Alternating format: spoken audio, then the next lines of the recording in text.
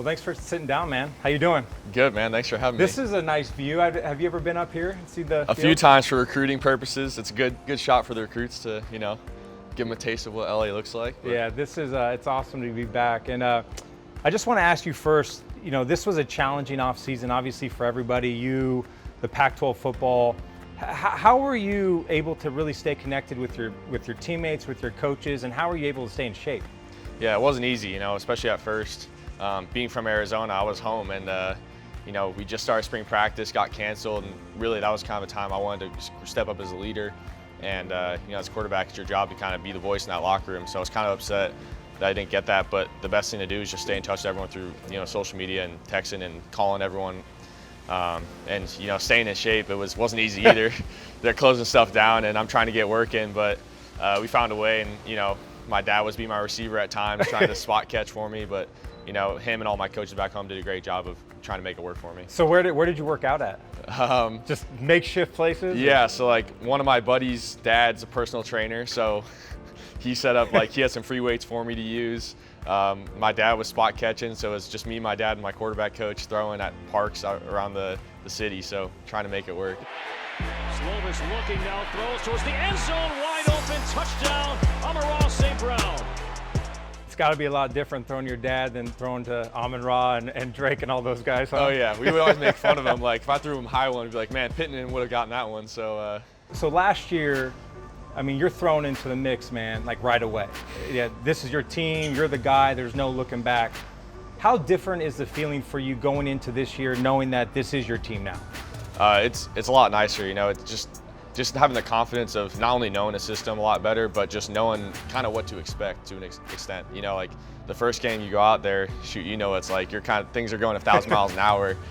So things kind of slowed down for me, and really at the end of last year I kind of felt that, but even now going into fall camp, you know what to expect, you know what the coach's expectations are for you, so it's been nice. I think the thing I love about you the most is kind of what you just said. When you went into that first week, when you went in the game, it was almost like, all right, I've been here before, even though you haven't. And the poise, the composure that you showed all season long, and really just never too high, never too low. Where does that come from? Is that something you've always had? I'm not sure, I remember distinctly my first varsity start in high school. We started the game off against our big rival, first varsity start, and we're down 20-0 at halftime, and I'm playing terribly. And I remember thinking back as I'm kind of preparing to play here, I never want that to happen again. We ended up winning that game, came back later, but I didn't want to start off slow, So I think in between that time and going to here, I really wanted to pride myself on being ready to play and just having more confidence for that opportunity when it comes. So you're coming off a historic freshman season, you're All-American. I think 24 records you broke last year nationally, USC. The list goes on and on. But with that, and with being the starting quarterback at USC, there's a lot of hype around that. Do you feel any added pressure because of the season you had last year? Not really, I think you can kind of fall into that trap of feeling the pressure, but at the same time, it's just a matter of executing and playing our system. And I think Coach does a great job of kind of not buying into that, especially offensively. We have a lot of great pieces around me, and if I just give them a chance to do their thing and get the ball in their hands, it's going to be kind of fall into its place. All right, so you just said it, the great pieces on offense, and I'm imagining you when you leave the huddle, you see Amon-Ra, you see Drake, who's the dual sports stars, 6'5", you get Tyler, you got a good offensive line back, talented running backs. How good can this offense be this year? Really good. It's I was talking to Coach Harold in the offseason, we have so many mouths to feed, almost too many mouths to feed. That's a great problem to have, I think all our receivers do something unique and special in their own way. Each of our backs are kind of the same way. They each have their own specialty. And really when I think about it, I don't think we have a weakness offensively, and that's really something great. Last year at times we were low on running back depth, so we were forced to throw the ball.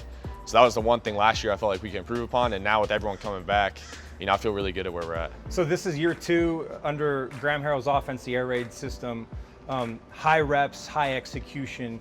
Do you feel like you're in total control of this offense now going into your second year?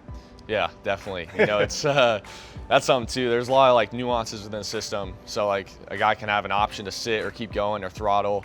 So last year I was kind of thinking, where is he? What's he gonna do? Right. Whereas now I'm thinking, okay, he should be here. And the receivers are kind of thinking, okay, I should be here too. So it's kind of being on the same page with those guys, whereas last year, you're kind of playing catch up and just reacting to what they're doing. So I think that, in a sense, has made things a lot easier on all of us. So I know during quarantine, you picked up a hobby. Do you know what I'm talking about? I think so. What did you do? You played a little guitar? My older brothers are pretty musically inclined.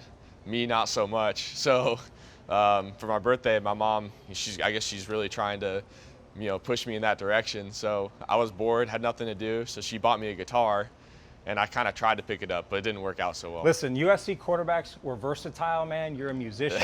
We brought a guitar for you.